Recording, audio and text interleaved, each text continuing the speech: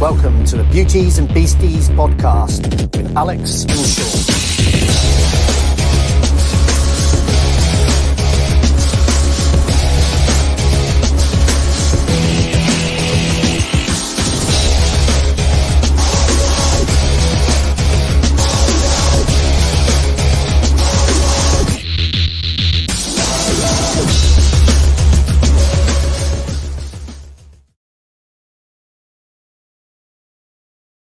Hello, hello, hello. Am I supposed to say why I or something? No, you can say what you like. If you were Sean, you'd be doing your Why yeah, that's it. Finding something in the office to play with, and or just simply, tapping away at your screen. Yeah, just eat your keys, have a fidget spinner, have the rest of it. So yes, hello, not Sean. Hello, Hugh. How are you doing? Hello, I'm fine, thank you.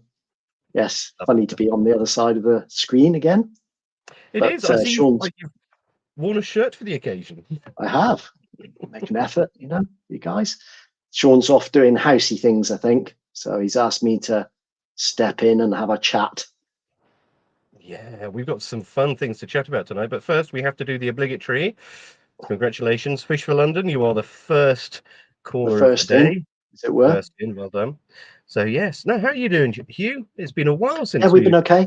Yeah, we're ticking along. We're ticking along okay. And as everybody's saying, it's been so far a quiet wasp season, but it's picked up a bit. Oh, has it? Oh, not as much as last year or the year before, but yeah, it's picked up today. It's been a bit continuous. I think we've done 10 or 12 today. So yeah, it's picking up a bit. But we have found, or the guys have found, that the nests are a lot bigger for the time of year. Okay. So this could be whether that saying last episode, which was they go in classically they used to go in a cycle where you'd get a lot of nests, of regular size, and the next year you'd get an absolute ton of nests, but they'd be all very small because they'd be out competing each other.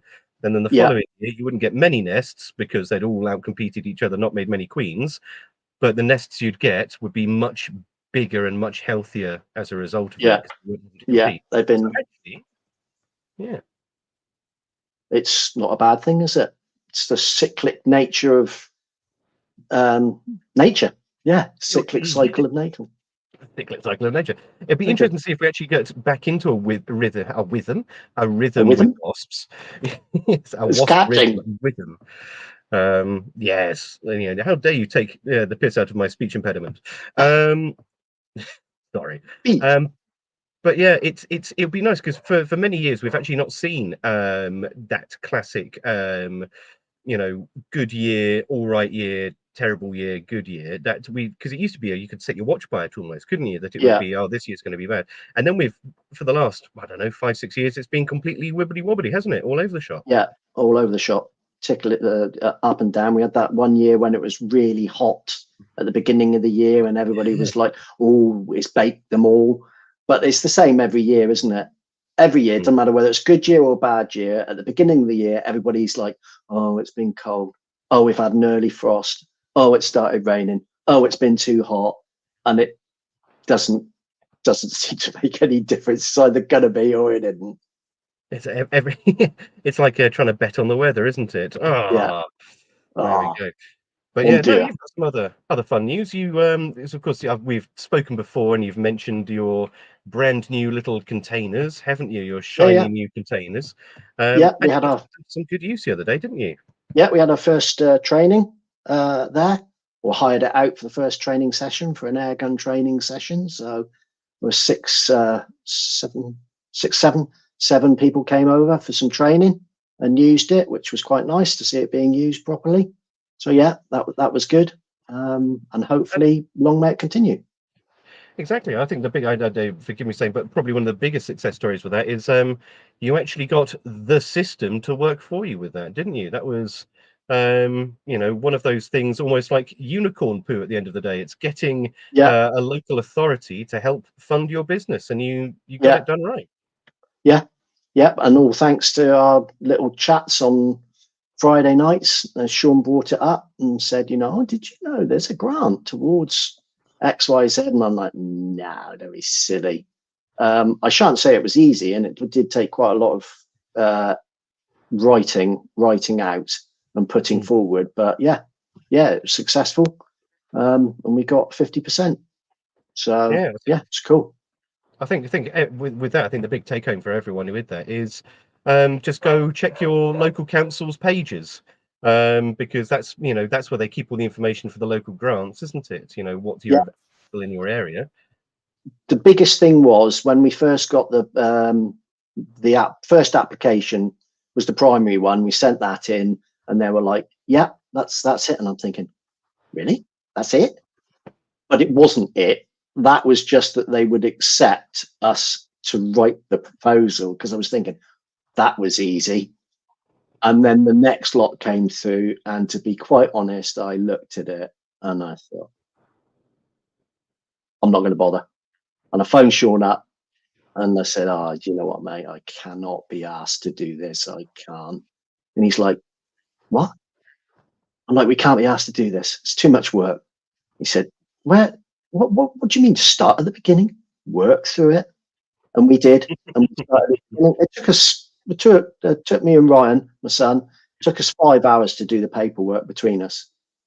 So it was quite, it was quite onerous, but it was well worth it. I was about to say, because if you turn that 5 hours work into an hourly rate for what you got, that's not a bad shout, is it? That's not a bad shout. No, probably £1,000 an hour. I'd happily work for £1,000 an hour. Yeah. So I don't know of anyone that wouldn't, to be fair. It's a month's wages before lunchtime, isn't it? More, much more. Oh no, that's good. It worked well. I'm super pleased that did work out for you. My week this week, I don't know where it's gone. I honestly don't know where it's gone. I've been working from home all this week. If you were to ask me what day it was this morning, I would have told you solidly it was a Wednesday, without any kind of preamble or lie. I'm very, very nervous that we've got to Friday. I feel like I'm somewhere that I'm 3 days behind. Like, it's mad. Lost. Yeah, lost. That's exactly that. Lost in time. I think the other thing is as well, because it's a lot of working from home at the moment, or it's remote working, I should say, not working from home. I'm working remotely. It's a real weird sort of like, there's no distinction between work and I find myself and home. I find myself turning the computer on at sort of like silly times, as the thought crosses my mind, and I'm like, oh, should do this. So yeah, that's probably should stop doing that. That's not so great. Yeah, definitely. Anyway, should we speak to a gentleman who absolutely brings his work home with him? I've heard that he even takes it to bed with him sometimes. You heard that? Well, it could be no other than Mr. Richard, or should I say, actually, sorry, Dr. Naylor. How are you doing, sir? I'm very good, thank you. Nice to see you. Yeah, it's nice to have you back. For those who are, tuning in for the first time, or you haven't gone back through the catalogue, we have had Richard on before, and he was halfway to holiday. So we got a very lovely conversation with him from the driver's, well, he wasn't driving, from the seat of his car. Up, where was it? You were parked at the service station somewhere halfway between home and Manchester or something like that. That's right, yeah. I can't remember which one it was now, but that's right, yeah. About there, wasn't it? It was tipping with rain, wasn't it, if I remember? It was horrible, yeah. Yeah. The family were miserable, yeah. I sent them into the services. Sent them all into services in the tipping rain, all into the services, out the car, while I just have a chat about bed bugs. I'd like to say that's probably not a normal occurrence, but I imagine that happens more than once, doesn't it? That's the first, actually, yeah. I haven't done too many podcasts, so that is the first, I think. Oh dear. Well, it's excellent to have you back, and especially at the moment when we've got so much chatter in the media about bed bugs. Hugh was just saying offline. In fact, Hugh, give us some of the headlines that you found recently around the bed bugs in Paris. It all seems to be which bug will take gold, and it's bedbug every time. Bedbug. Emergency declared. There's so many, but it's blown out of all. Well, let's ask Richard. Is it blown out of all proportion, do you think? Yeah, I think it is. There's absolutely no doubt that bedbugs have been increasing over the last 20 years. And we know that that's because they're highly resistant to pyrethroid insecticides, and we've got rid of pretty much everything else. And so they have been increasing, but it's a relatively small increase for the amount of fear that there is around bed bugs. So I get contacted by members of the public who are scared that they've got bed bugs, and at least 80% of the people have something else. So it's some insect, and they've heard all of this media stuff. So many of them start their emails to me with, "I've heard how bed bugs are spreading from Paris to London, and now I'm worried I've got them." And so this media just cultivates fear, yeah. And that's something that bed bugs do very well. I think that's why the media likes it. So do people actually contact you directly? Do they search out on the internet specifically for you? Yeah, so every day I identify specimens for people. It's maybe like sort of 3 to 6 a day. People send it. They find some insect and they take a photograph of it and they send it to me and I identify it. And then the more difficult cases are the ones where they're getting bitten by something that they can't figure out what it is, and then I tend to have a longer dialogue with them about things that they could check or what else it might be. Yeah. Because that could take up quite a fair amount of. It does, yeah. It can be free time, shall we say, or time? Yeah. It's the first thing I do in the mornings. I come in and sit down, and if it's quick, it might be half an hour, and it can often be a couple of hours. Yeah. Wow. Yeah. So what would you say the ratio is then of, with the samples you get sent in from people genuinely panicking, for every 10 samples, how many of them are genuinely bed bugs and how many of them are people freaking out about, bed lint and funny, funny scabs and bits and bobs? So it's about 20, it's been about 23%. In 2001, it dropped to very 15% accurate. That were bed bugs. About 23%. It sat around 23% for a few years, and in 2001 it was conspicuously low, and that seemed to be the effect of the pandemic on lockdown and closing down hotels, and there were less bed bugs around. But for me, it's about 20, just over 20% are bed bugs, and then the other around 80% would be carpet beetles, book lice. Minute pirate bugs come up a lot. There was one today. Minute pirate bugs are beneficial, really, because they feed on aphids, but they fall out of trees onto people and get carried into the house, and they're close relatives of bed bugs, and they've got all the same features, a little proboscis that they feed through, and so they can look really like a bedbug nymph. So we see a lot of pirate bugs. There are always some mites, bird mites, particularly at this time of year or a little bit earlier when the birds fledge. Bird mites come down into people's houses. That's another.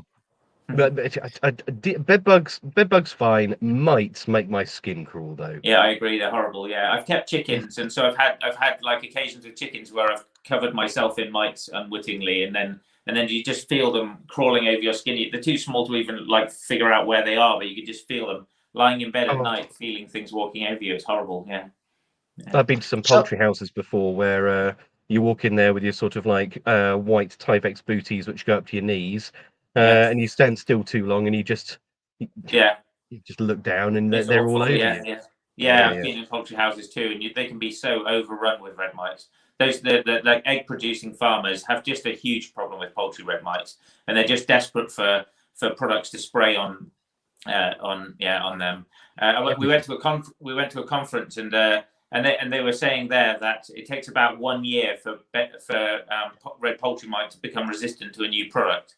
So they've got such a small window to have any kind of impact, and they go through life stages so fast that they can become resistant in a year. Wow. Yeah.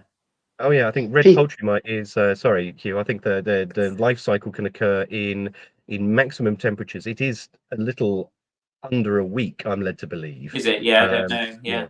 Yeah. Peter asks, do you charge them, Richard, for like? No, that's a free service. Yeah.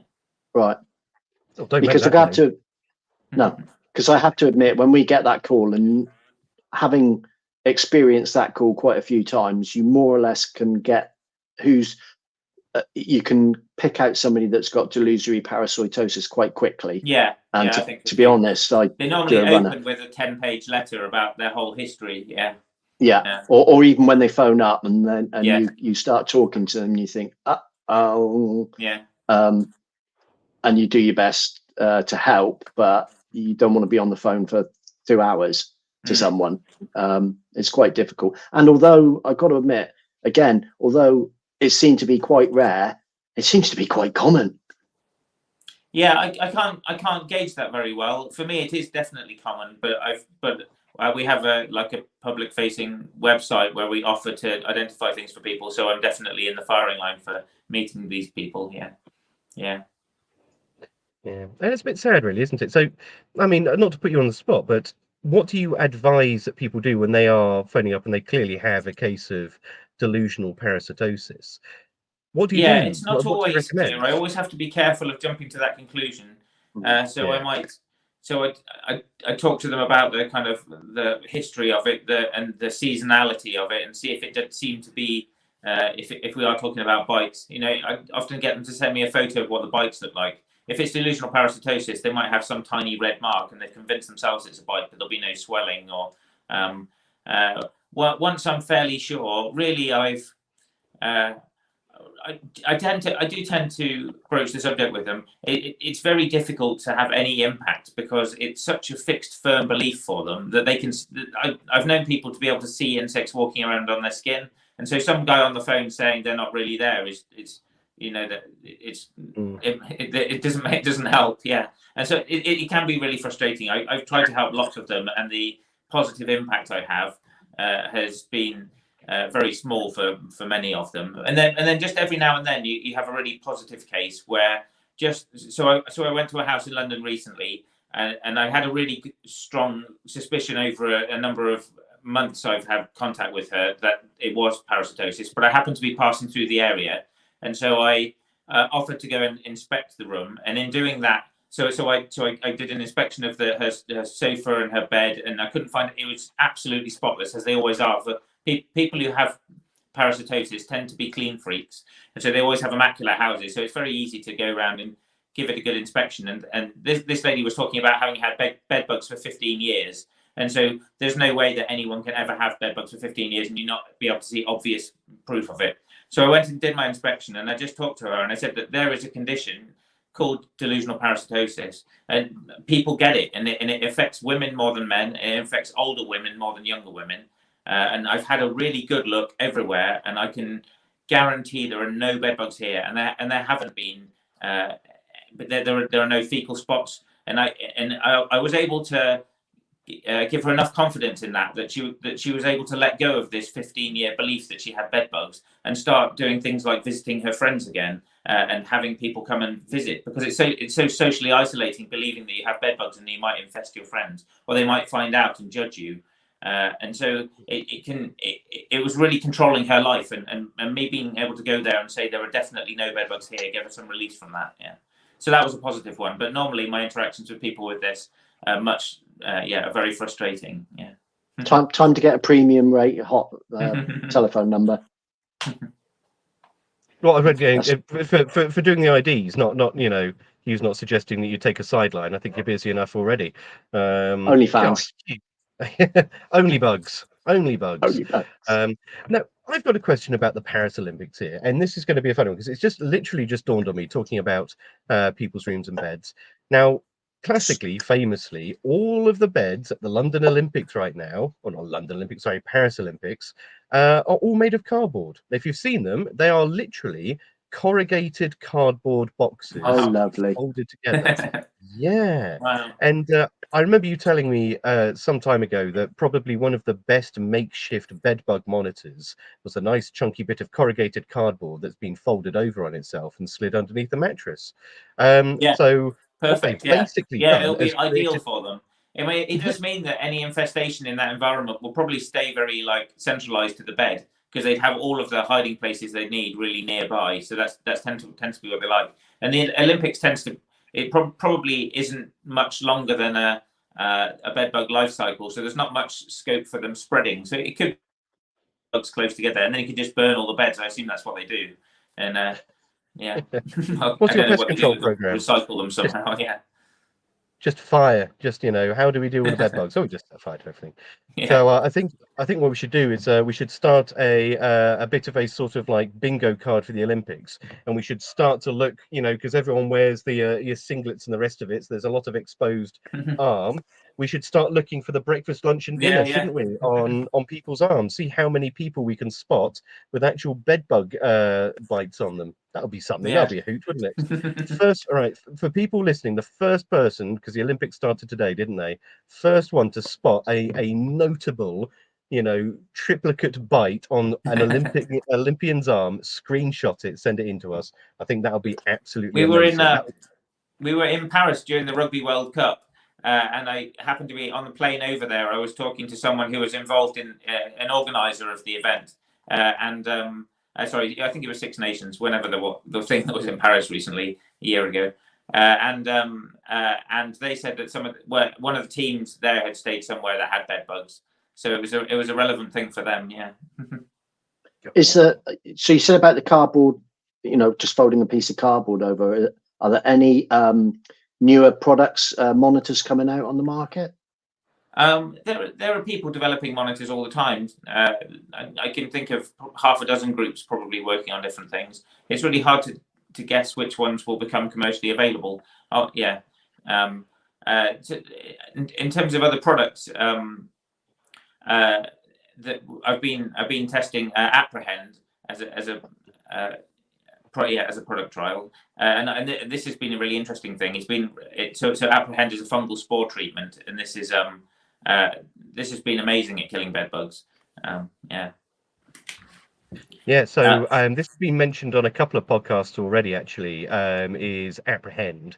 So this is it's found in the States, isn't it, and Canada, and it's a fungal spore that works much in the same way that you find these other sort of fungal biocides, the ones that you see attaching themselves to cockroaches and ants and other forms of insect life. And some cunning cove somewhere, isolated the one for bed bugs and weaponized it, for a want of a better word. But it's taken the US by absolute storm. There he is. Andy was one of those who was telling us about it a couple of weeks back, in fact, when he was on the podcast. And they all swear by it. You're actually testing it at the moment. So how does it hold up? I'm right at the end of a test that's been going on for I guess close to half a year by now. I think maybe it was February when we started. Yeah. So our experiment has been testing it in a bedroom with a bed and with me sleeping in there once a week. The product takes about a week to take effect, but we were initially running the replicates for 2 weeks. And so I'd have to sleep in there on the first night and then halfway through, and then I'd check it a week later. And then I was just kept going in every day and collecting the dead bodies. And for some reason, it causes the bed bugs to stagger out into the open and die. And then I can just go and pick them up. I was blown away by it. It was astonishing how effective it was. And the part of the trial that we're working on now, we were just wondering how long those residues would last. So we started with residues that were already 2 months old, and so we're just testing it now. And definitely it slowed down the effect. But I've been really amazed. It seems a very viable product. And it's such a small application as well. I think we were using about 25 milliliters to treat a bed frame, the edge of the room, and then around the bed legs, just trying to create some little zones that bed bugs would have to walk through and pick up some of these spores. Yeah, so 25 milliliters per room. It was pretty impressive. That's a pretty and good how long dose. do you think that would be before that came on the market in the UK, if it does? I don't know. I know it's in the registration process at the moment, but I don't know what hoops they have to jump through. Yeah, that's Andermatt that are trying to bring it onto the market in Europe. I don't know what else is involved. I was just involved in collecting the efficacy data for the application. Yeah. So it comes as a biocide, would it, not as an insecticide? Yeah, I think it's treated as a biocide. Well, yeah, in the same way. Yeah. They both go the same. So when we say biocide is something that kills anything. Yeah. In Europe, we have ECHA and HSE is for the UK. It largely follows the same principles at the moment. It's not harmonized because we're no longer part of Europe, but it is what we call sort of like it's adjacent to it. It is following it quite closely. It will change in the future, but for the time being, it's the same. But for that, I think there's something like 22, 23 different product types for ECHA. something like that. But it ranges everything from wood preservatives to leather preservatives. And the three really that we focus on in public health pest management in Europe is PT14, which is rodenticides, 18, which is insecticides, and 19, which is repellents and attractants. So this would be PT18, and would be an insecticidal biocide. I've forgotten what the TV program and PC game is where humans were taken over by fungus. The Last of Us. The Last of Us. That's it. Yeah. Yeah. Well, it'll be Richard first in The the Last UK, of Us for won't it? bedbugs. True, yeah. Patient zero. Now, the question I have with this is, it's a fungal spore, of course, so it is technically a biological agent. And spores, some spores can last forever. See anthrax, and other spores, not so much. They're not, they'll last a couple of weeks to a couple of months, and it needs to be the right conditions. So with that, I assume that you have been reintroducing bed bugs. If it's been going on for 6 months, you've been reintroducing bed bugs to that room at a relatively frequent rate. Is that correct? Yeah, initially each replicate was 2 weeks, and so I did a series of replicates with the treatment and a series with and some controls. And then after we'd run our first experiment, and we killed everything. There was one bug out of 4 replicates, 4 2-week replicates. There was one bug out of 4 times 40 bugs we were releasing. We were releasing 10 males, 10 females, and 20 nymphs each time. We did that 4 times, and one individual bug survived, and it just happened to find a way up onto the bed, and then was like hovering on the mattress, and therefore didn't need to cross any boundaries. So the idea is you spray sort of around the bed frame so that the bug comes out from hiding at night, walks over the boundary, and then goes back and feeds. But if this bug had found somewhere to hide on top of the mattress, so it was therefore safe from walking over any treated areas. There's 2 things that make me laugh with that. Number one is I've seen bed bugs move. I've tested, done testing with bed bugs before. I know how they have a real habit of piggybacking on each other at the best of occasions. So I can just imagine this one bed bug clambering onto his mate's back as his mate runs across all of the lava underneath and just leaping across and being like, to it could have feed him. been something like that. Yeah. We don't know how it makes did me it. laugh One bug. is you say categorically it was a male bed bug, and of course you're sleeping there every 2 weeks. I just have this vision. I have this vision of you getting into bed and the little male bed bug just be sat at the side on the other pillow being like, "Hi Richard, how you doing?" And you just being like, "Yep, can't squish you. Night." True, yeah. It's true. That's so close to my reality. It's So if you were gonna use that in the future, if it does get cleared, it would just be a straight spray treatment. Yeah, they supply it with a battery powered mini paint sprayer that holds probably about 75 or 100 mils. It's probably 100 ml bottle, and you have like a pouch on your waist on a belt, and it's got the battery in there, and it's got and you hold your paint sprayer in one hand and you just walk around the room. It takes a few seconds to treat a room. It's so convenient in such a small amount, because you're not trying to soak everything, and you're not trying to turn it all over and find all the bed bugs and soak the bed bugs. You're just creating these little treated zones so that when the bugs walk through it. And in terms of like the safety of the biocide, which you mentioned earlier, Alex, to these ones, the spores, it seems to be that the spores are losing their sort of efficacy after about 3 months. But the bed bugs that have been infected can't produce more spores unless I collect them up and put them in a humid chamber. So they have to be at like 95 to 100% humidity, and then all these little like fungal hyphae burst out of the little bed bug body, and that's when it fruits. And so it's actually very safe there's no like risk of it getting out into the environment, because the most of the bugs will just dry up and die, and the fungus won't have a chance to spore. So it doesn't repopulate itself. Then it doesn't sort of like you say. You don't have them dying. Only the original spores they lay down. They're the only viable spores in the system. Yeah. So that's quite helpful, I thought. Yeah. That really is quite a game changer then, really, because there'd be no, you wouldn't be spending 45, 50 minutes steaming and hoovering the room before you treated it. You could just go straight in and spray with apprehend. Sorry, the internet dropped out for me then. Can you ask the question again? Sorry. So that's quite a game changer then, really. If there's no pre-prep, say steaming, hoovering, stripping down beds, which normally that's the biggest part of bedbug treatments, isn't it? You just go straight in. You know, you're not lit. Thankfully, you're not spraying and praying. You're actually putting down something that you know is going to work. Yeah, in a targeted way, like around bed legs, all the places where bedbugs are likely to move from wherever they're hiding in that particular system. Yeah. So as long as that is the cost isn't prohibitive, that's really going has the possibility of really changing bedbug control. Yeah, potentially, yeah. And I think the fact that it can last a few months is really good, because all of the residual or most of the residual activity, I would say, from the conventional insecticides has been lost now in the most resistant strains that we're collecting.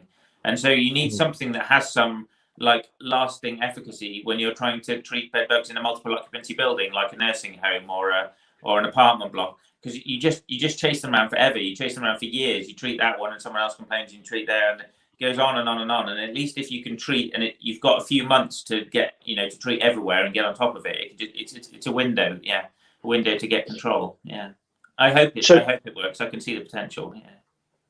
So you said, have you done any trials with the Strike, the azomethifos one?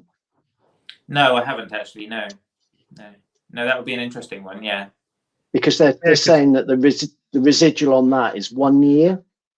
Really, yeah. I mean, I'd like to test it for myself. It's most of them claim 3 to 6 months, and for me, I can't see much residual activity when I collect freshly collected bedbugs from the wild. They're so resistant now to pyrethroids. It's hard to kill them on a dry residue at all. Yeah. Yeah, and that's it. I mean, we've had this conversation many times before, but the difference between the tests done for regulatory purposes and for what do you call it, sort of like efficacy document purposes, and those that are an analogy of real world. So in order to get your dossier in, you do lab trials, and in your lab trials, that's where you determine your rate of efficacy, or your rate of efficacy and your rate of residuality, or your length of residuality with that. And almost exclusively that is done on a standard bedbug, a bedbug which is, to all intents and purposes, situation normal. Nothing's happened to it. And then of course you have to do field trials as well to prove that. But in field trials you don't need to prove residuality, you simply just need to prove control within a certain time frame. Not control for a certain time frame, just simply within a certain time frame, usually about 8 weeks with a second application if you need. So with that, you're quite right that these residual caveats are usually based on somebody putting it onto a ceramic or a plywood tile or a carpet tile, and then and that's a base case scenario, especially with pyrethroids. Pyrethroids bind to organic matter at the drop of a hat. So they don't do well in dirty environments. So if you had on wood or fabric, it gets sucked into the fibers of wood and fabric, and then it's not available for the bugs to pick up. Yeah. So if you had to put it on a scale, so you had to put it on a scale 1 to 100, how effective do you think, generally speaking, just going in and spraying with a pyrethroid for bedbugs would be? It depends enormously on the technician who's doing it, because you can definitely kill bedbugs if you hit them directly. And so it depends on what the structure they're treating is and whether they've got access to all of the bugs. If it's a big divan, like a big heavy divan bed base, and the bugs can get inside, then it's very difficult for the pest controller to get in there and get every last one. And that's the problem. And you can't rely on treating surfaces and bugs walking over it, because that residual efficacy that was there isn't there anymore. And so you just as well use something like Prevector then, really. If you can hit them all directly, then perhaps you don't need to use those actives. It's true. Sorry, my phone's complaining. So would you say then that generally speaking, using our pyrethroid, unless you're going to hit them directly when you see them, is a waste of time? Or if the system you're doing is working, then it's not a waste of time. But if you're finding that you're treating complex infestations, multiple occupancy buildings, and you're just not getting control, then it's very likely that that's a resistance issue. And so you do need to kind of think outside the box about how we're going to stop bugs from reinfesting all the beds that we've already treated. I don't know if it's time to give up on insecticides completely. You can definitely kill bed bugs with them, so they're useful but you have to be thorough. It's going to involve taking the mattress off and getting the bed base apart, and probably taking that woven fabric off the underside of the bed so that you can get access to the inside. And if that's all doable, great, you can get control by directly spraying it. But if it's some of these modern, huge, king size beds, lots of wooden features and lots of pleats of fabric, very difficult to get control of if bed bugs have had time to really find all the nooks and crannies. So one of the things I recommend, so again, people will ask me, how do you resistance? And it'll be interesting to hear your thoughts on this. But one of the things I recommend folks do is get themselves a little specimen pot, and at the beginning, specimen pot, put a bit of tissue paper on the side, or if you're posh enough, get some filter paper if you've got that. Make up the mix that you are planning on using for the room, spray a bit of it in it, shake it out so it's not absolutely soaking wet. So the tissue paper's been treated, the side's been treated, but it's not wringing wet, so just take the big droplets off.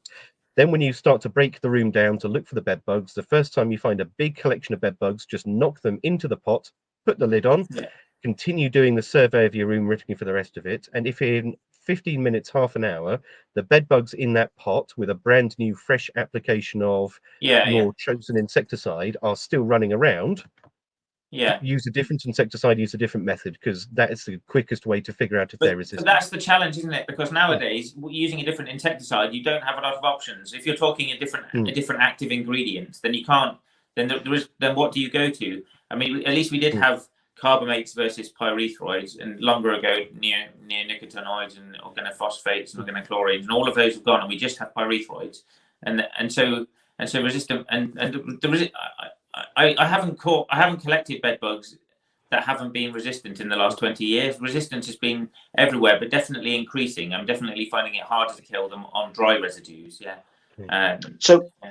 Just for everybody listening, would you bundle all pyrethroids into the same resistance pot, as it were, or would you have a hierarchy of pyrethroids? Okay, so I did a simple test. I took a whole load of products out of the back of a pest controller friend of mine's van, and we just did a simple test on some bedbug populations. And he had a good collection. It was like 12 or something of the products that are currently on the market for bedbugs. And the two that killed any. So I was treating surfaces, wooden tiles. I used wood seems like a reasonable thing to test it on. I use plywood tiles, and I treat it one day, and I come in the next day when it's all dry, and I confine the bugs to the treated surfaces. And like that, the only two products that killed anything were Citral Forte and Cimatrol Super.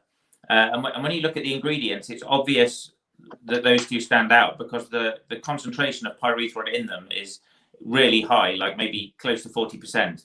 And all of the other pyrethroids might be like 16% or 12%, or if you buy it in B&Q, then it'll be like 0.1%. And so those two, the Cimatrol Super and the Citral Forte, killed 60% of the bugs in 36 hours of continuous exposure. And none of the other products I tested killed anything. That's continual exposure, so they're actually sat. And how realistic is that? Yeah. That's under a petri dish, so they can't leave the surface. But if you are relying on treating a treated zone around the bed, treating the outside of the bed base, and relying on the bugs walking over it and treating themselves, that's not realistic because they'd be in contact with the treated surface for maybe some minutes before they're onto the bedding, which presumably isn't treated, but you never know. Yeah. Well, no, we're definitely not with either of those two. But it's interesting you say that because, of course, Citral Forte, C40, there's a couple of different variants of wettable powder out there. But one of the reasons on your treated wooden tile is probably because it is a wettable powder, isn't it? Because it doesn't absorb in, it won't get drawn in. Yeah, that's right. It stays available on the surface. Yeah. And of course, things like Cimatrol Super, as you say, it's just an absolute overload in there of different things with the rest of it. So it's interesting to hear that.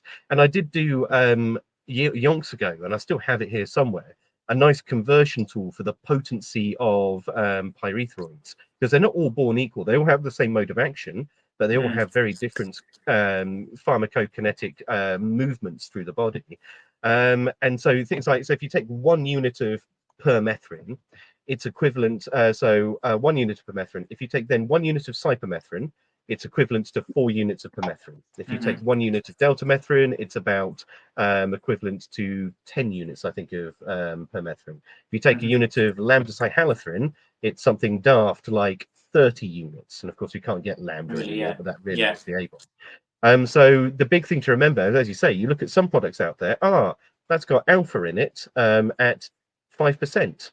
Alpha's better than Cypher, that's great. But of course, Cypher at 40% is something equivalent to like alpha at 25, 20% almost, isn't it? Yeah. And you won't find many alpha cypermethrin products greater than about 5 to 10.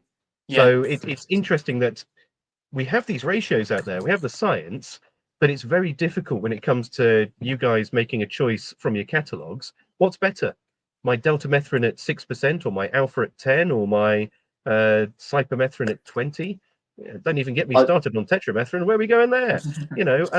How do you figure it out? So it's a real challenge. Remember, as you say, a couple of weeks ago, I said to Ross, he was doing a bedbug job in a well-known hotel, and I said, "What have you got in the van?" He told me what he's got in the van. He said, "I've got some strike." I said, "I tell you what, get the strike out, just spray the whole room with it. Just do all." And he said, "Hugh," he said, "Have you seen the nozzle on the can?" I'm like, "No, because I haven't actually used it." And he's like, "It's like a WD-40 nozzle. It's a little tiny nozzle." He said, "I'll be here for about 6 weeks spraying the carpet, just 6 inches at a time." I'm like, right, okay. So it's not like the digrain control where you can just spray it as an aerosol.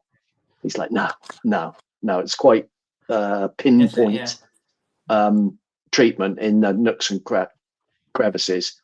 So we didn't spray the room, but on the same hand, why wasn't azimethylphos made into a space spray, do we think? I mean, anything by aerosol I found deadly against all the different insects I've tested against. Presumably you've had similar experiences, Alex, because you've done lots of product testing. But anything in an aerosol I've always found deadly, regardless of what the insecticide is. Yeah. It's usually the carriers are usually as dangerous to the insect as anything else. But Hugh, the reason that we probably haven't seen azimethylphos in a more widespread thing is, number one, I don't believe it has that many registrants, first off. Right. And number two, because it's an organophosphate, there are more operational exposure concerns. Yes, absolutely, which probably makes it a little bit more difficult. With the loss of carbamates, we might see something coming in and fill the void. We do have an azimethylphos powder for wasps, and the thing is it does have an alternative mode of action to pyrethroids. Great, but from my understanding, the actual LD50s of it are not necessarily that high comparative to the pyrethroids. So it does have efficacy issues, but not born of resistance. So simply born of the fact that it is so low down on the ranking of OPs. It is one of the more benign. Never use the word safe, but one of the more benign OPs. And so, you just swap operational safety for efficacy. You could use it as a resistance breaker, but it would probably have to be used in conjunction with something else, just as you say. Otherwise, you'd be just there all day, wouldn't you? So you need to get some. I'll send you some to test. I think they would have actually paid for Ross to have done that, because it was so desperate. I think they would have paid for somebody to sit there for 2 days. So when you see a lot on the various forums, and people say, "Yeah, I've hit the bed bugs, treated it first time, works every time first time." What's your experience of that? I haven't talked to many of those people. The people that talk to me are the ones who treated it 15 times and they're still coming back. That's usually why they've contacted me. I don't know anyone who really swears by or maybe one or two people that really swear by them, like their bedbug control. There's so many other factors. I mean, the whole human element is what makes that pest so difficult. Trying to deal with what that that person who's living there is going to do. Are they going to cart the kids off and take a load of bugs away with them, or are the bugs coming from the neighbours? It's always a complex one. You have trying to figure out where they came from and whether that problem is solved. Yeah. So would you say the majority of those issues where you're retreating places time and time again are operator error, or are they insecticide failure? It's just trying to deal with the complexity of the situation. A difficult one I was in recently was a sheltered accommodation for elderly people, and so it's just a perfect scenario for bed bugs because it's warm and there are people there all the time and they haven't got great eyesight and they don't notice particularly quickly when they get bitten, and they have these great big armchairs and big beds with loads of folded fabric, and it's just perfect for bed bugs. And it just makes it so difficult chasing them around. And you can't fault the pest controllers for trying, but it can take years to get on top of that. Oh yeah, because of the human element of them sharing stuff. We found bed bugs on a sharing table in the corridor where they like drop off books and things that they don't want anymore. So it's like just a bed bug superhighway. Yeah. We did do a care home, and it did take us a year. And eventually we did find the sort of what we thought or classed was the sort of ground zero, and it was the back of a spine of a book. Yeah. And that book was being passed around. Unfortunately, we've got another care home with them as well, so hopefully it's not that bad. So yeah, nightmare. What was the book? I can't remember the name of the book. The Last of Us. Come on. I don't know, but it was written by, it's published by a guy called Gideon. I don't know. Those who know that one. That was a classic issue, wasn't it? In hotels for a long time, wasn't Every it? hotel room. Yeah. Yep, every hotel room. Nobody, Embalming Weekly, someone says on the chats there. No, I don't think that's a book that's commonly passed around old people's homes. Hope not, anyway. That was a bit sad. That's put me right off now. Absolutely right off. So go on. Other than chemicals, then. So we've talked about apprehend, and that is the one to watch for. That's the one to keep an eye on for the future. For our current chemical controls, as you say, it can be a bit hit and miss. It can be a bit, we're in choppy water, should we say, at the very least, and it's down to the diligence of the pest manager to make it work and not to rely on the chemicals necessarily. So chemicals aside, there's more than one way to skin the proverbial. What would be your other recommendations for the treatment of bed bugs if you were to step back from chemicals? Okay. If you were trying to deal with them in a situation where they're moving around between multiple rooms, then I do think the dishes that fit under the bed legs, if they're compatible with your bed, have some value because when bed bugs are dispersed through a home, there's really not much you can't soak everything, and they can be anywhere if they've moved out of the bedroom. I think confirming that the beds are definitely bed bug free, which achieving that will depend on the design of the bed, but then putting the beds in dishes so they can't immediately become reinfested. So until you've got building wide control, it just provides some way of stopping that reinfestation cycle. Those dishes that go under the bed legs, the original one was called Climb Up Interceptor, and now there's a whole bunch of different ones on the market. But they're effective at stopping bugs climbing into beds. And if you can stop bugs feeding on people, they can't reproduce. So if anything you can do to make it difficult for them slows down the rate they can reproduce. And I'm right in thinking that there's multiple different interceptors out there as well. Most of them are simple pitfall traps, but a couple of them will have not just the one concentric ring in the center, they'll have a couple. And I quite enjoy those because with those you can see if the bed bugs are coming from off the bed to try and get on, or they're coming from down the bed to try and sort of like get off. Not so usual, but you can see what's happening there. So there's a lot. I really like the monitors and the interceptors that you can use. Not necessarily, as you say, you can use them both as a mini form of exclusion, but they're a very useful tool in not just determining that you have bed bugs, but where they are in the room. You've got four legs. It's like a compass point at that point, isn't it? You see which one's pointing in which direction. And you can sell it to your clients. You know, you don't Yeah. have to come back every so often. You do that.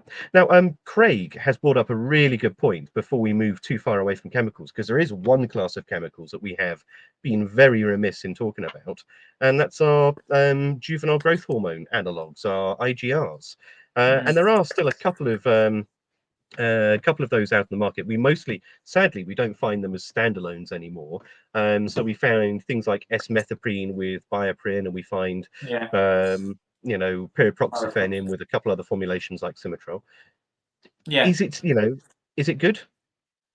I've never been able to demonstrate an IGR effect from any of the product trials that I've done, except when I've been testing specifically on the IGR on its own, and then I've confined bedbugs to treated surfaces with a high dose of. So in one case it was methoprene. I have tested pyriproxyfen as well.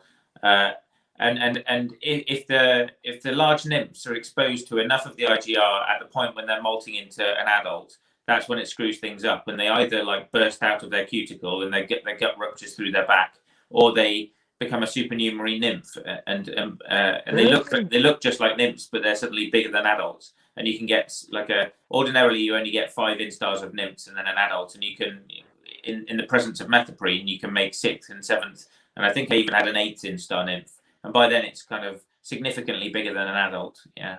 But then there's no way back. Even if you move it to a clean surface, it can never turn into an adult. They get stuck on this track of being a bigger and bigger nymph. So IGR's effects are quite obvious to see when they happen, but I've never been able to observe them in any of the product trials I've done with the formulated IGRs with the pyrethroid. To get nerdy for a minute, and you must have read this, the paper that Clive Bowes did for with Cardiff University for the Chartered Institute of Environmental Health years ago on there, and this was annoying because the Chartered Institute of Environmental Health had a fairly good bedbug guide, which, come the last big panic about bedbugs, they withdrew from their website because it made mention to FICAN-W specifically. So, have you got a copy of it? Or have you seen it? Oh, you still there, Richard? Sounds gone crazy. Can you hear me? You have gone a bit Dalek-y. Yeah. I'm getting all kinds of weird, cracky feedback. Oh no! Hey, Hugh, can you say something? I can. Hello. I have some like very cracky echoiness going on. I can't hear anything. Oh, mate, you might need to just drop out and come back in again. Right. Out, back in. You sound like Alex. Oh no, God. Right, leave the chat, rejoin us. Oh, the internet's all gone funny on Richard's end. Okay, we'll give that a couple of seconds while he tries to sort that. Oh, there we go. Right, so Richard's going to try and sort that out. He'll be back in a minute. What were we saying? We were talking about insect growth regulators. Insect growth regulators, and I was just about to bring up heat treatment actually, and the effectiveness of heat treatments. Absolutely. So, guys, listen to us at the moment, guys and gals. Get your questions in, absolutely, because as I'm sure you're aware here, Richard is a font of knowledge with this. So, get your questions in. And upside down. Here he is. Hello, Richard. Can you hear us? Okay. I don't think so. I don't know what's happened to the sound. It's gone crazy. Oh no, I can hear you, but can't see you now.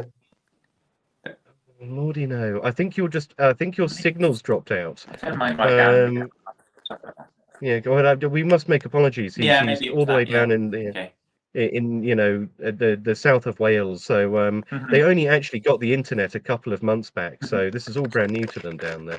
There's a new grant out. You're not wrong. Yeah, like it came up our road recently. Yeah. Let's try. So it sounds like you're bad, but yes, you're in the bedbug cave. There we go. Looks like we're working again now. You seem to be blinking in real time and nodding your head when I talk. So I was saying this study by Clive Bowes for Cardiff University for the Chartered Institute of Environment. You jinxed it.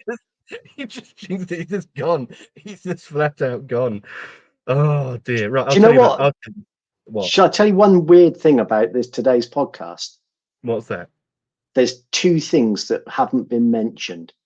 I'm not doing it. We're not doing it. I know we haven't. No, I know, but I wonder if anybody else can notice what's not been mentioned.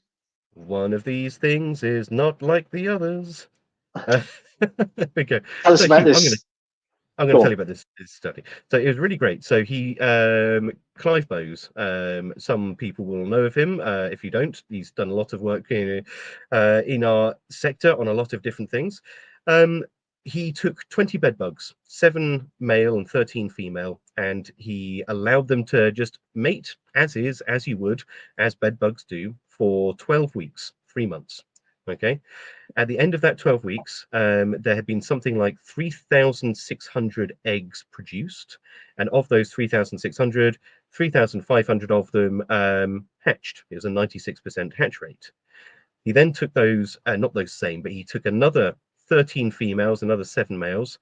He applied pyriproxyfen to them at standard label doses. And from that, only something like 131 eggs were produced. And of that, only 20 of them actually hatched in the end. So with that, it does have an effect, but none of those bed bugs died as a result of it. They all kept monstering on, feeding on blood and doing the other bits and bobs. Now, currently, Richard's in the lobby, but we can't add him because his device is not connected. So, Hugh, how many bed bug jobs do you do on average? Well, how big is it down in the West Country? Probably one a week.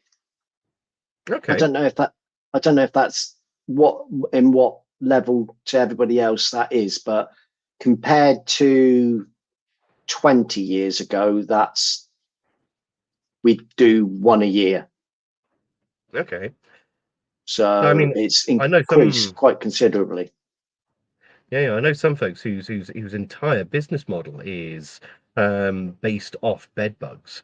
Yeah. And there was a gentleman I was chatting to at one of the Pestexes years and years ago now. Must have been years ago because I stood on the Palgar stand, and he basically his entire business model was working in Edinburgh, treating all of the hostels and all of the Is that hotels. Richard Um, Murray? Richard? I can't remember for the life Richard. of me. It probably was, and he probably will be shouting at me if he's listening to this. But yeah, that's it. All he did after hen do's and stag parties. He basically, because all of the that was it, because they came from all over the shop, and Yeah. all of these sort of like hostels and hotels made a small fortune off these guys who would, at the drop of a hat, find anything to complain about to get the money back. So it was big business for them to facilitate a clean environment for the bedbugs. Right. No, Just no Don and no Niall. It's neither of those. it's not either of those two. So I'm not sure. Oh. Richard. Hi, If you're can you hear there. me? Oh, we can Okay, hear so- you. We can hear you. We can't see you. We duck on again. This is right. Whatever you've done, don't touch anything else. So, what are you there? Maybe touch something. It's always the way, isn't it? We haven't had one of these for a little while now. Richard, It's definitely. Can you hear anything? Yeah, we can hear you. Oh, okay. We can hear you. I don't. Yeah, I can hear you. I can't see you. But yeah. that's okay. You got it. This will. Oh, for the lordy, Richard! I don't know what's happened with your phone. Something definitely. Yeah, don't worry about the seeing us. This will be a. This will simply just be a. This will be audible Spotify. Podcast. It'll be. This will be one for radio. Put it that way. So yes, you were just about to tell us some of the non-toxic controls that you would recommend. So some of the physical control methods as we moved away from the chemicals. Yeah. So we need things with residual activity, definitely. Diatomaceous earth has been around forever. It still works on bed bugs. It's slow if there's any humidity. It helps if you're using a nice fresh batch and it hasn't been around for years because it really does soak up the humidity and that slows down how well it works. And in reality, the difference between a really fresh, dry batch of DE will kill bed bugs in 2 to 3 days, and a batch of DE that's been at 40% humidity for a month. When I tested it, it took 19 days. So you can see. Oh, that, so my 10-year-old bucket is no good. Yeah, exactly. Yeah, even though it's very old in itself, it needs to be dry. I know one pest controller in Switzerland who's built a machine for drying out his DE. They rely on it heavily for bedbug control in Switzerland, and he's built a propane thing with a stirrer to dry out his DE. I was about to say, is that machine by any chance an oven? Well, it's a big fancy kind of silver drum thing. It's all very. He's kind of an engineering chap, and he's built something elaborate specifically for the job of heating and stirring DE, and then he dries it to a constant mass to check that the humidity is low. Yeah. Can't you put some other insecticide in a heater and heat it up or something that makes it more potent? There's another dust, isn't there? Oh, okay, so there's a very similar one, silica dioxide. So there's amorphous silica, which is like the synthetic version of DE, diatomaceous earth. Diatomaceous earth is milled out the ground, mined out the ground, and milled down to a fine dust. And amorphous dioxide is a much lighter, fluffier dust. It's essentially the same thing. They're still both silica, but one's synthetically produced. And actually, they're really amazing at killing bedbugs, really, really fast. The best one is one called Cymexa, and I killed all my bedbugs in 2 hours. Oh, and so I've seen that a lot in America, isn't it, Cymexa? Yeah, that's it. The Americans have it. It's from an American lab called Rockwell Lab that produce it, and they don't sell it here. Somehow you can buy it on Amazon, but it's not registered for use here. But it is deadly. It's the best thing that isn't on the market, as far as I know. And they have a little special applicator, don't they? Like a little blower for it. Yeah, there's a range of things. You can even use the bottle. The bottle has a pointy nozzle that's not bad. Yeah. I thought that silica dioxide, you couldn't sell it in the UK because it wasn't it was a registration issue in the sense that it caused pulmonary fibrosis. Now, don't quote me on that. This is not a libel thing, but basically because it was so small and so sharp, it had the capacity to cause throat and lung damage if you weren't wearing the correct PPE, and so considered. Yeah, to be I mean, I thought the people who suffer from that silicosis, lung damage, tend to be miners who are working in silica dusty environments, and so I thought that the lung damage was more associated with DE than silica dioxide. But I don't know. I don't know why it's not registered here. Wasn't there different grades of DE though, and one of them was a lot more not toxic, because it's not toxic, but damaging to your lungs? Wasn't it the food grade one that was a lot more? I haven't heard that. Yeah, it is a food grade product. Like you can eat it, and it is an additive in some cattle food and human food. Apparently, I don't know why they do that, but apparently it is eaten. I hadn't heard that some are more damaging for your lungs than others. Or if the amorphous silica is. Yeah. So, but I would always, I wouldn't advise someone to blow around large amounts of it. We're talking really, really, really precise use in all the little cracks and crevices where bedbugs like to hide. So into the countersunk screw holes and around the ends of the bed slats. And you can put them, if you're using those interceptor dishes, you can put some in the interceptor dishes. So you don't have to get it spread everywhere, and you don't want to put it anywhere where when they jump into bed, it's going to make a big cloud of it. But it is one of those things that does provide lasting residual efficacy, and there aren't many of those things around at the moment, so it's one to consider. So I saw a product a couple of years back, and I'm not sure if it ever made it to the UK or ever made it to Europe, full stop. And with that, it was a diatomaceous earth, but in a spray lacquer. So basically you could spray it on the underside of things, you could spray it on the inside of things. It meant that you could... Is that not what OAK2I is, isn't it? Does it have a gluing agent in there as well, though? I didn't think... Maybe it does. Sure. Maybe it does. But are you talking about the aerosol DE product? Yeah. Are you talking about the aerosol DE?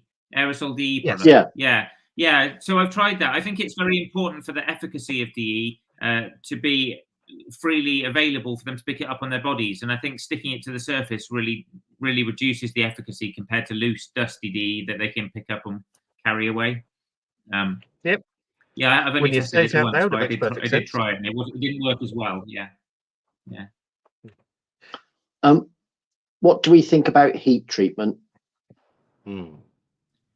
I mean, yes, it's definitely Richard? effective in the hands of people who are using it correctly. Yeah, I know people that use a variety of different sizes of heat treatment. Yeah. I mean, you can have some huge systems that go around on the back of lorries, and you can do a whole hotel, or you can have small electric systems, or sometimes you need a generator. But I think they're great. Yeah, they have to be. They take experience to understand where heat goes in a room and where cold spots are, Yeah. and how bedbugs move around and all of that. So it takes professionals to use it, but there are definitely people using it successfully. Yeah. There was a stage where there was a company selling heat pods, but that seems to have disappeared. I haven't seen those for sale recently. Yeah, no, just literally enough to do a bed or something. Yeah, like a pop-up gazebo. Yeah. Yeah. Yes, exactly that. Like they have meter gazebo, or sometimes 2.5 meter gazebos. Those companies are still around. They're still making them. I heard of one recently. I can't remember what the name of the company was. And they're good. Yeah, they're good. You can kind of stack the bed in there and put the furniture, stand it on, and it's more efficient. It's more efficient than heating the whole building. You can just heat the things that really need it. Again, there's no residual efficacy though, so it would definitely be helpful if you're in a multiple occupancy building. It would be worth having something to provide that residual protection so that they don't reinfest all the places you've already treated. So what do you think? And so we've talked about the big whole room treaters, or the whole room heaters, steamers. What do you look for in a steamer? What makes for a good steamer in your opinion? Because I'm sure you have tested those no end as well. What makes for a good steamer? Yes, I have tested some recently. I was testing the Poltex Eradicator I've been using for a while. So that's the Cymex Eradicator is the one that Pulte market for bed bugs. But they make a whole load of other steam machines, and I got to try a different one from their brand that isn't specifically marketed for bed bugs, but it was very good. It delivered maybe 5 times more steam, and it was very easy to control bugs in my bedroom on a real bed. It doesn't take much steam to kill a bed bug. They're not very temperature tolerant at all. They just drop to the floor. So it's a very efficient way of killing them, as long as you find them all. Yeah. 5 times more steam. That's got to be like a flamethrower at that point. Yeah, you can blast it the full length of the bed. It's quite fun, and it definitely did the job. Yeah. The one thing I hate about the Cymex Eradicator is the nozzle. I want it to be like a pressure washer lance, like a gun, because I'm fed up of bending out, or not me, but the guys have, or I used to just bend halfway over a bed. Yeah, I agree. Yeah, and the one I was trying, the one I was trying, which seemed to be a slightly bigger machine. It did have a range of nozzles with it, including a longer one. Yeah. So Pulte make a whole load of steam machines. Maybe the Cymex Eradicator isn't the one for you. Yeah. But why are they specifically pushing the Cymex Eradicator then? What's so special about the superheated steam? I wouldn't say that the steam coming out of the Cymex Eradicator is any different from the steam coming out of their other steam machines. I think that's just the one that they marketed for pest control. I mean, quite successfully. Okay. It seems to be the one that everyone's got. Yeah. That's because we got sucked up in the hype. But yeah, try some of their others. They're equally steamy. Yeah. So we have to talk finally. So we're coming into the final stretch of tonight's podcast, and it would be remiss if we didn't talk about my favorite tool in the arsenal of pest controllers. My favorite tool that is so often neglected and overlooked, overworked and doesn't get the recognition that it deserves? Henry. Henry the Hoover. I yeah. think that, yeah, it's so simple, isn't it? Doing your surveys, doing your treatments, you're looking around, have Henry at your side. Henry's got a bag. Yeah. Henry has probably some of the Yeah. best suction, weight for most other Hoovers as well. Yeah. So thoughts on that? So, Am I barking Dinny up the wrong Miller in the tree? States. Sorry, I've got dodgy internet again. Dinny Miller in the States has a good hack for a vacuum cleaner. She takes the kind of pop socks that are kind of made out of tights material, and she puts it down into the end of the nozzle and puts the cuff of the sock back over the outside of the nozzle, and then puts the crevice tool over the top that locks the pop sock in place. So there's now a pop sock hanging in the airflow, and it's a very good way of capturing all of the little bugs that you suck up. And then after you've done sucking up bugs with the Henry, you can take the crevice tool off and take the pop sock and tie a knot in it, and you've got all of your bugs in a convenient bag that you can show your customers, impress them with what you caught. I'd rather just mince them up in the tank. Just a big wriggling pop sock in there. Yeah, you have to be. Yeah, they can survive a vacuum cleaner. Yeah, you have to be careful. You have to have a plan for what you're going to do with it afterwards. Yeah. Oh, it's sat in the back of the van for a week, and they're crawling out the end. I was about to say, I was once told by a gentleman that basically after he's used his Hoover, that basically he got a can of fly spray and sprayed it down afterwards. And I said, don't do that, because looking at the can of fly spray, it was fly spraying with a butane carrier on it. So to all intents and purposes, what that gentleman had there was a tiny little compression engine, the same thing that flew the doodlebugs. You don't really want to be doing that. One little spark in there, and we're going to have the Italian job. You're only meant to blow the bloody doors off. Henry blown to smithereens all over the shop. But I know several people who suck up a bit of diatomaceous earth or something like that in the bags. And as you say, it's not immediate, but it means that anything that does survive the windmill of doom. Plenty of FICAM going around to use up. There we go. A legitimate use for the last of your FICAM. Decontaminate your Hoovers with it. Don't do that. But also, maybe there. Oh dear. So, Richard, we've got 10 minutes left. Was there anything, any bit of bedbuggy wisdom that you would absolutely... Oh, no, wait. I've just seen this, because this is something that Niall and I were talking about before. So this wasn't what we were talking about before, but it's interesting anyway. He said that actually the proteins produced by bedbugs have some commonality with people who are allergic to shellfish, I think is what he was telling me before. So the same anticoagulants and the same elements within their saliva that they inject into us when they feed off us actually share some common proteins with shellfish. And it's thought that potentially people could develop, it's why people develop such serious reactions to bedbugs in the end because of it. Have you heard of that, Richard? No, I've never come across that. That's really interesting. The more you think about it, if you were someone who was allergic to shellfish, then I mean, potentially. I mean, Niall is probably frantically looking for the paper right now just to check into the chat. But with that, it got me thinking as well. It also got me thinking as to why you see people getting progressively more excitable reactions the more they're bitten, until people sort of like end up coming up with hives like golf balls on them. And if it's, if it was an element of, this protein allergy from insects and shellfish, to all intents and purposes, then it does kind of make some sense, doesn't it? Yeah, it does. I'm just going to see if I can enter the studio again from my phone that's back with us, because it means that the camera seems to be working. Ha ha ha ha. There we Good. go. Okay. Don't touch anything. Oh, there we go. Well, sounds better. Don't touch a thing. You sound better. So yes, there we go. I'm sure Niall will send you the paper on later. He is a fantastic bug nug. He and I are going to be sitting the ACE exam, hopefully towards the end of the year. Do you want to sit that with us, Richard? No, thank you.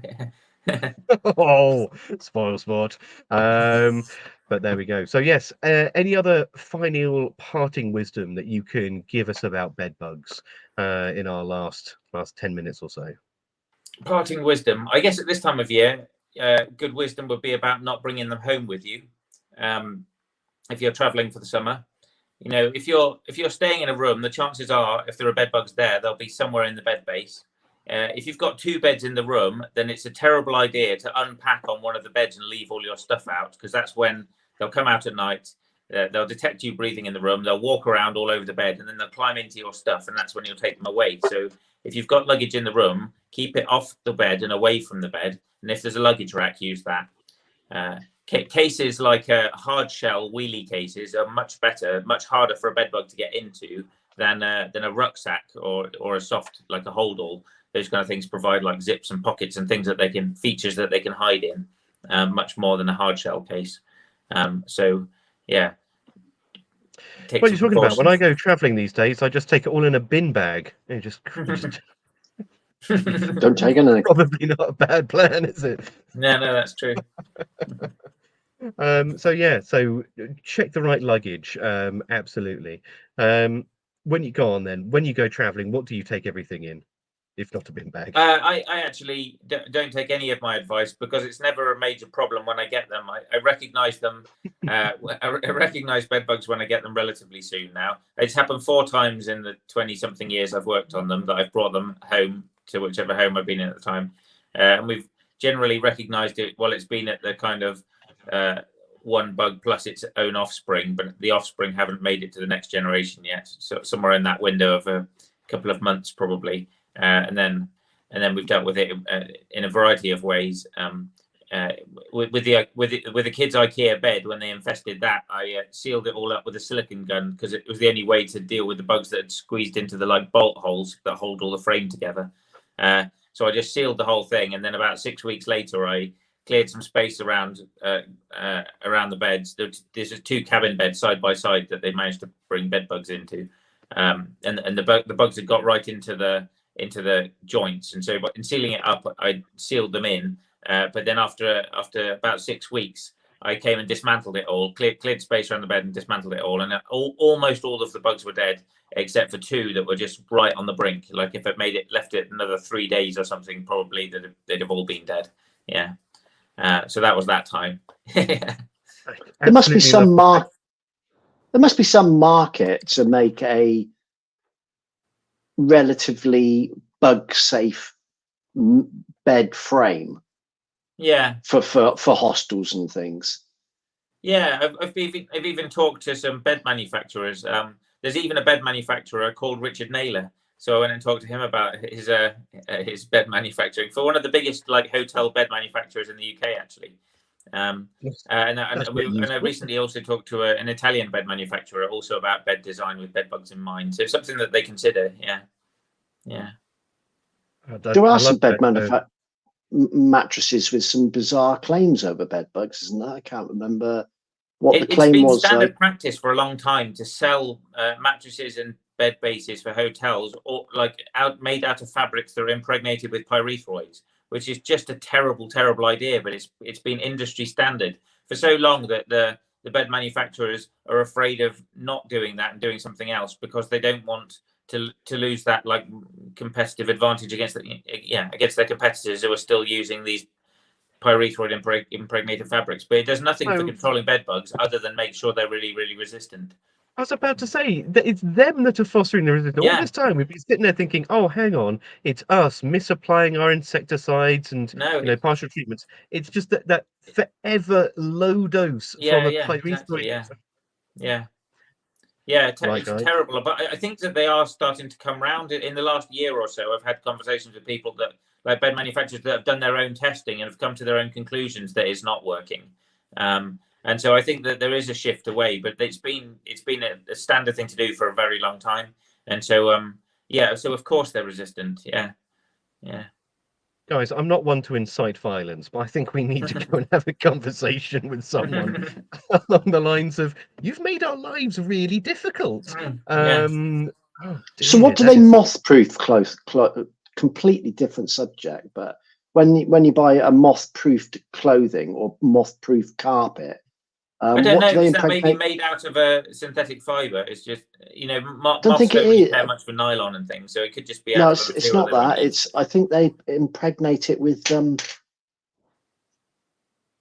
was it boric acid? Oh, traditionally, yeah, I think you're right. Yeah, camphor was the mothballs was the original moth treatment, wasn't it? You don't see that so much now. I'm going off on a yeah, tangent now. Yeah. yeah, naphthalene, the panther, not naphthalene. So yeah, that was, but they don't use mothballs anymore because of that very unfortunate incident, I think, where there was a child locked themselves in their grandparents' cupboard and ended up doing themselves a serious mischief because Really, yeah.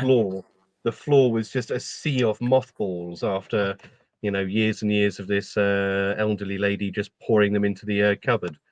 Yeah. Just There was a similar case, but recently a similar bedbug case where there was a heavy treatment of an insecticide killed someone killed a child in the house next door apparently.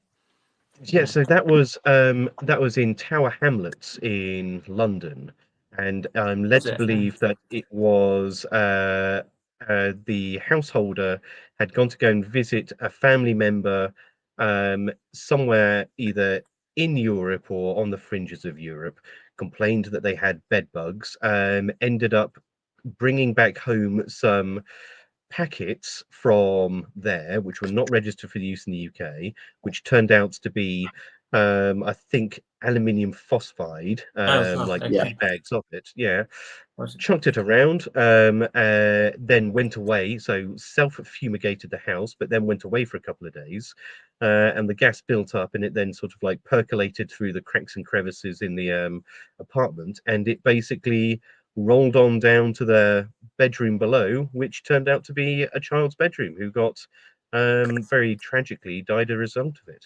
And I Yeah. don't think they've fully released the case yet, because it's only just, I think, either going through court or just finished going I through think it's court. done. Is it just Yeah. done? Yeah, Is she it? got off. Did she? Hmm. Really, yeah. That's I'm sure I saw that today somewhere. yeah. Okay. Hey ho. Yeah, sad case. A very sad case indeed. It just once again goes to show that professionals should be treated as professionals, and that absolutely, I'm not saying that we No. need a license, Mhm. but it would Nearly potentially got stop. through. Nearly got all the way through, didn't we? Without saying anything about licensing bees or Asian hornets. We almost got all the way through without mentioning them. Talking of which, I wonder, because it was a bad season for the wasps, whether it's going to be a bad season for hornets.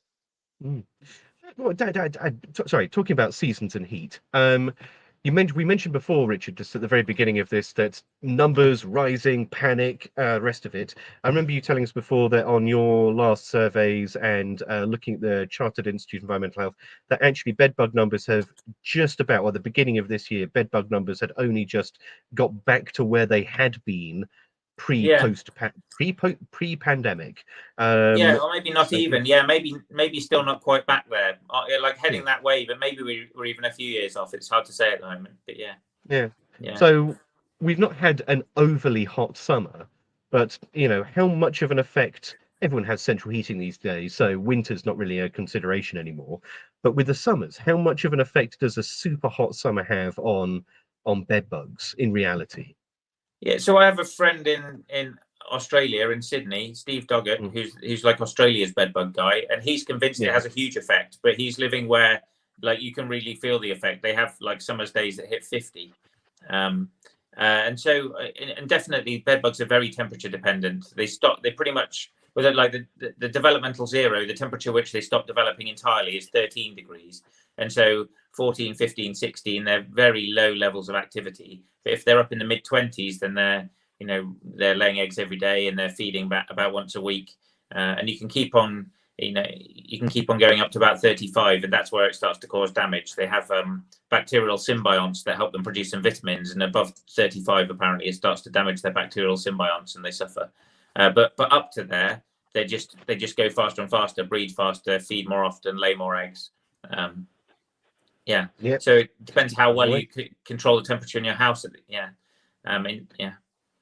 Well, if I ever needed an excuse to put the thermostat up again, that was it, wasn't it? Just, how are we going to treat our bed bugs, dear? I've got an idea. Crack the sauna open. So Niall's made an interesting point, and I think this will be one of our last questions before we let you go for the evening. Explain this for the folks at home who may be listening. Niall asks, are we still using the Swiss numbers for monitoring bedbug levels? So what's this about then?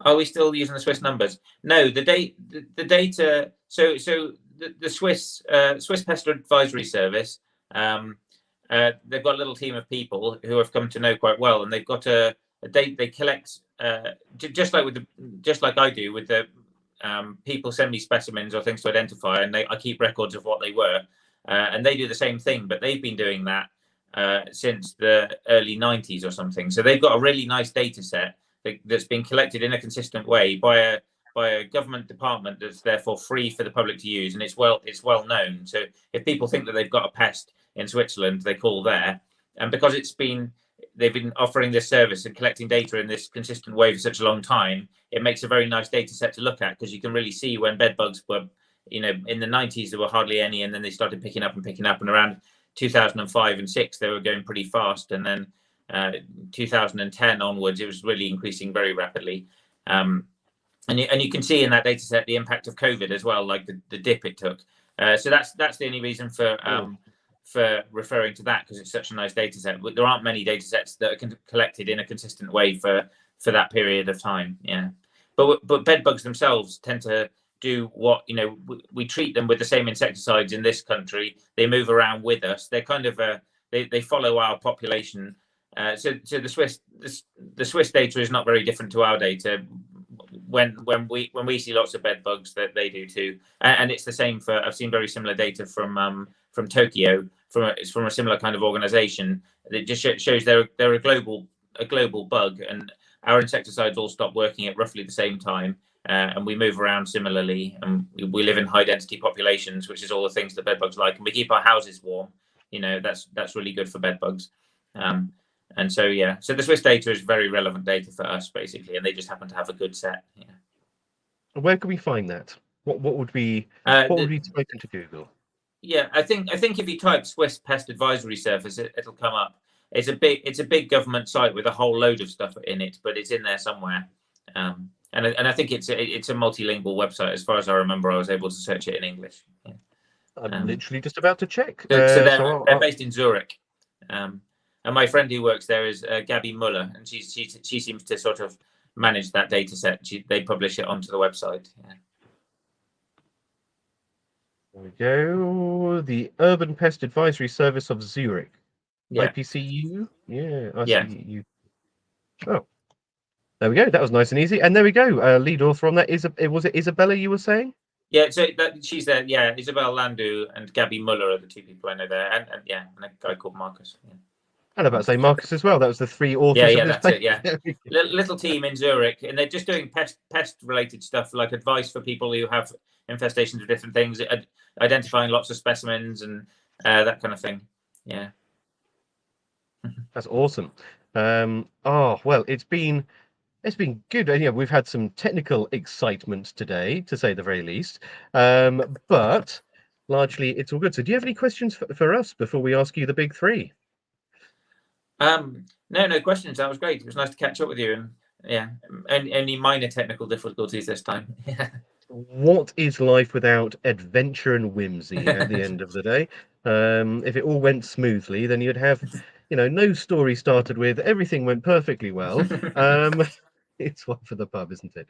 So if I put these up, go on, Hugh. Do you want to do the first one? Yeah. Have you enjoyed your time on the podcast for the second time? Yes, I have. Thank you. It was much easier this time. Yeah. Nice to see you properly, and I'm in a chair, which is good. Yeah. Good. Thank you for taking the time to come on. It is appreciated. Yes, and I feel like we actually covered a lot more ground this time, despite the fact I think we've chatted for a little less. We've definitely covered some really interesting things, and I'm very excited to see as soon as you can release those. I know you can't release results and apprehend because it's all commercial, but as soon as that goes through the gate and we get hold of it, I have no doubt you'll be able to speak a little bit more openly about it. I hope so. Yeah, I excited hope it does. I don't know what hurdles they have to face yet. I hope it's successful because it seems to work really well. Yeah. Yeah, all you need to know is, for bedbugs to be transmitters of diseases, and then it'll get shuttled through the door straight away, won't it? That's true. Yeah. Let's not hope for that. That would be terrible. So go on. Give us a shameless plug. If there's one, pardon? My question. Yeah, your time. Your plug. question to ask. Yeah. My question. So with that, shameless plug. What would you like to see tomorrow? If all the pest managers in the UK and also the States, we've got a fairly big listenership in the States now, to wake up tomorrow and to do one thing, what would that thing be? Or what would be that thing, that they bought? What would you like them to do? What would I like them to do? God, I don't know. I think most of the bedbug problem is the fear in people's minds that it has such a serious psychological impact for so many people. I'd just like them to. I'd like them to not sell services to people who think that they have bedbugs. So I think a lot of that happens. A lot of the people who contact me have paid for lots of pest control, and it turned out to be something else. They sent me specimens, and it wasn't bedbugs at all. That happens really often, and it happens from all over the world. Yeah, that's terrible. And I wonder how much of it is incompetence, and how much of it is just taking an opportunity to give them to pay for their service. Yeah, so I see too much of that. I'd like them to be honest, decent people, and if they're not sure if it's bedbugs, then I'll happily have a look at a photo. Yeah. So there we go. So guys, Richard would like everyone to do better, and I don't disagree with him there. And I don't be better, either. do better. Yes, and you heard it there. If you are unsure, rather than spray and pray, take Richard up on his offer there of, getting in contact, sending him a photo of it. You might get hundreds of photos now, but this was your shameless plug. This is what you want. Thank you. So there we go. Excellent stuff. And Hugh, to the last one. Yeah.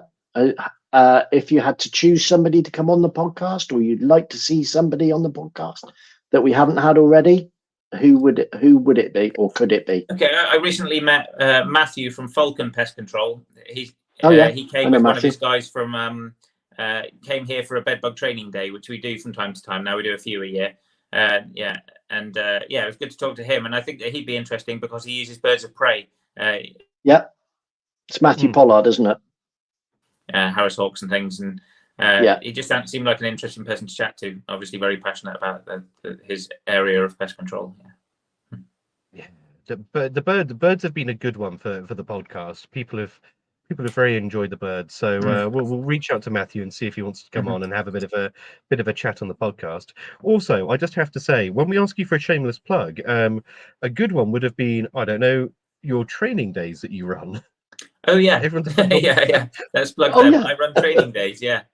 So we have on our website, Cymex Store. I think they now put the list of when they come up, because Cymex Store is the kind of commercial side of what I do, and Bedbug Foundation is a CIC. It's like a not-for-profit. And so on Cymex Store Limited, we have a website, and the list of the training days are on there. You can even buy them through the website, and we tend to do about one a month. Yeah. Usually somewhere around the middle of the month. Yeah. And I believe you also sell bed bugs. We do, yeah. That's more of a niche thing. If you need bed bugs, then we're the people to come to. But I do actually. Yeah. Well, we had K9 on, didn't we? The manhunt guy that buys Simon buys his bed bugs from you. So there may be people listening that want bed bugs. Sure, yeah. Yeah. Or more specifically, you sell the bedbug dog detection kits, don't you? Yeah, so not we sell bed bugs in tubes that are easy for the dog trainers to hide around the hotels and things, so they can search for them. Yeah. We kind of do a subscription thing, so they'll have some bugs arrive every month or every 2 months. So they've got fresh bugs to work with to keep their dogs like on point. You haven't got into the bed bugs in resin yet, or have you? Oh yeah, I've been manufacturing bed bugs in resin for at least And a are they decade, on the- more than a decade. Yeah. And they're on the store as well. They are, yeah, and I think they're also on Killgem's catalogue. Yeah. Absolutely love how Hugh's done more plugs for you than Yes, thank you. Yeah. plugging away for you.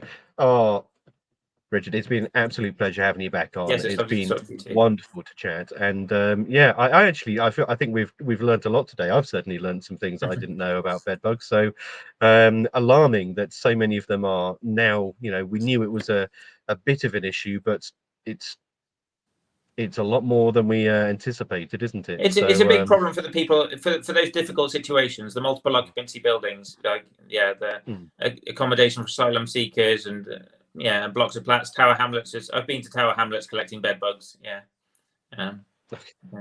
You just opened up a bag and they all jumped in because they wanted somewhere new to go. It's just thousands of them. But thank you ever so much. So that's going to be me signing out for the night.